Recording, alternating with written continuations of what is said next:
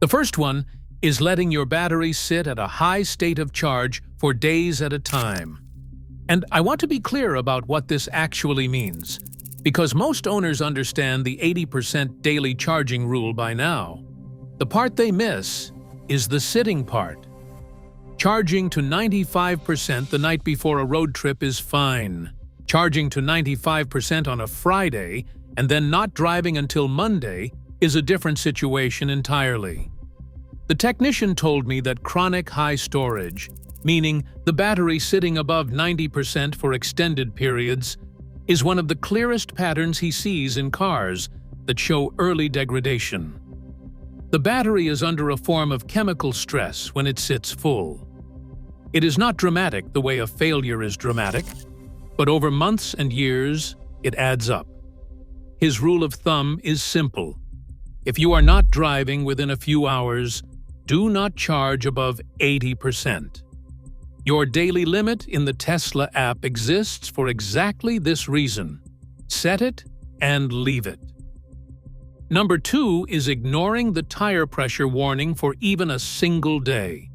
I know that sounds extreme, but hear him out. Tesla tires are expensive. A full set on a Model Y runs anywhere from $800 to well over $1,000, depending on the tire. And because of the instant torque these motors deliver, uneven or low pressure accelerates wear dramatically faster than it would on a regular car. He told me he has seen tires worn completely unevenly just from a few weeks of driving on pressure that was 8 to 10 psi low. The TPMS warning light on your dash is not a suggestion. His advice is to keep a portable tire inflator in the car, the kind that plugs into the 12-volt outlet, and address any warning the same day it appears. A $30 inflator has saved more than one Tesla owner from a $1,000 tire replacement. Third, washing the car in an automatic brush car wash. This surprised me when he mentioned it because it seems harmless. The problem is not the paint, although those rotating brushes do scratch the clear coat over time. The real issue is the door seals and the charge port. Automated brush washes push water and debris into areas that are not designed to handle that kind of pressure and saturation. He has seen charge ports with corrosion and door seals that started failing earlier than they should. When he looks into the ownership history, automatic brush washes show up more often than you would expect. Touchless washes are fine. Hand washing is better. But the brush tunnels are something he would never put his own car through. Number 4. Check connectors on third-party chargers. This applies mostly to older CCS and CHAdeMO adapters, but it is relevant for any non-Tesla charging hardware. The technician told me he has seen charge port damage that came directly from worn or poorly maintained third-party connectors.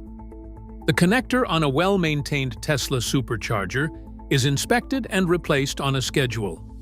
A random third-party charger at a parking garage has no such guarantee. Before you plug in anywhere that is not a supercharger, take 3 seconds to look at the connector. If it looks worn, corroded, or physically damaged, find a different charger. A charge port replacement on a Tesla runs between $500 and $600. It is not catastrophic, but it is also completely avoidable. Fifth, skipping the Desiccant bag replacement on older Model S and Model X cars. We have covered this on the channel before, but the technician wanted it on this list specifically because so many owners have never heard of it. The air conditioning system in early Model S and Model X vehicles contains a desiccant bag that absorbs moisture. When it breaks down, it sheds particles into the air conditioning system. Those particles can reach the compressor. When the compressor gets contaminated, the repair bill can jump from a $200 bag replacement to $4,000 or more in compressor and system damage. If you own a Model S or Model X from before 2021, ask your service center whether the desiccant has been replaced. If the answer is no, or you are not sure, schedule it now. It is the single most overlooked maintenance item he sees on high-mileage cars. Number 6 is using the steering wheel heater and seat heaters to avoid running the cabin heat in cold weather.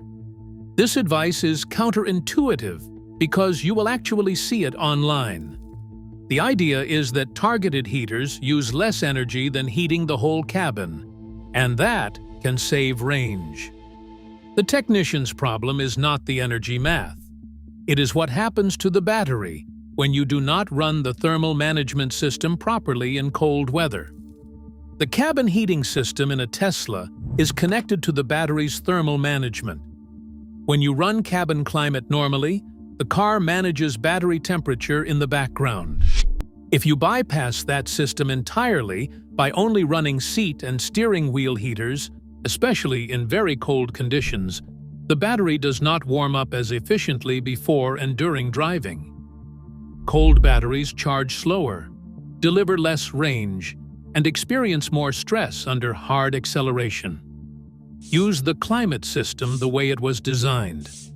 The range cost is real, but it is less damaging than chronic cold battery operation over time. 7th is skipping software updates. I have heard every version of this complaint. The update changed something I liked. The update made my autopilot feel different. I am waiting to see if it breaks anything. The technician's response to all of it is the same. Tesla software updates frequently include changes to battery management and charging algorithms that directly protect your battery. Not cosmetic changes, not new features, but actual chemistry-level protection improvements pushed as over-the-air updates. When you delay an update for weeks, you may be running older battery management logic, while Tesla has already deployed something better to everyone else. He schedules his own updates overnight, when the car is parked at home, and he never skips them. His words were direct. These are not phone updates where waiting a week to see if it is stable is reasonable. These are battery management updates, and your battery does not know you are being cautious. Number 8 is letting the 12-volt battery go past 3 years without replacing it.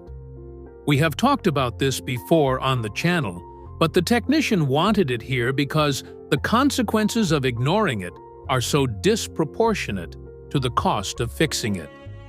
The 12-volt battery in a Tesla costs around $100, and it takes about 15 minutes to swap yourself. When it fails without warning, and it does fail without warning, your car becomes completely unresponsive. No door locks, no touch screen, no ability to charge or drive. The technician has seen owners pay $200 or more in towing fees to get a car to a service center for a repair that would have cost them $100 and a Saturday afternoon if they had been proactive.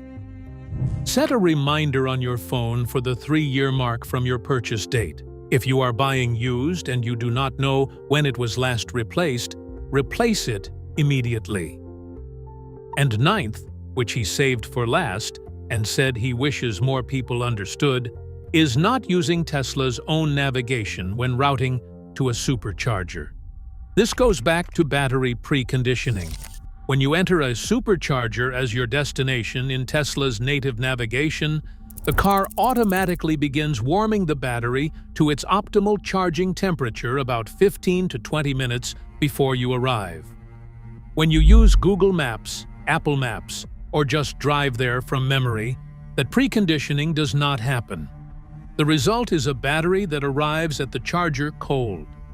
A cold battery charges dramatically slower.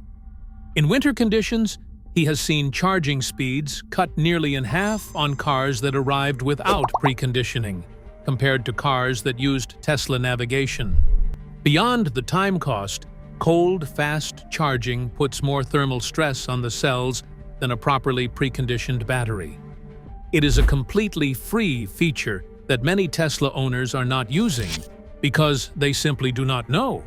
It requires Tesla navigation to activate.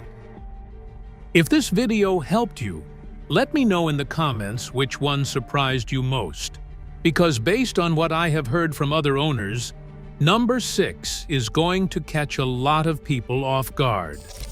If you want more videos like this one, with practical advice from people who actually work on these cars every day, hit subscribe. I will see you in the next one.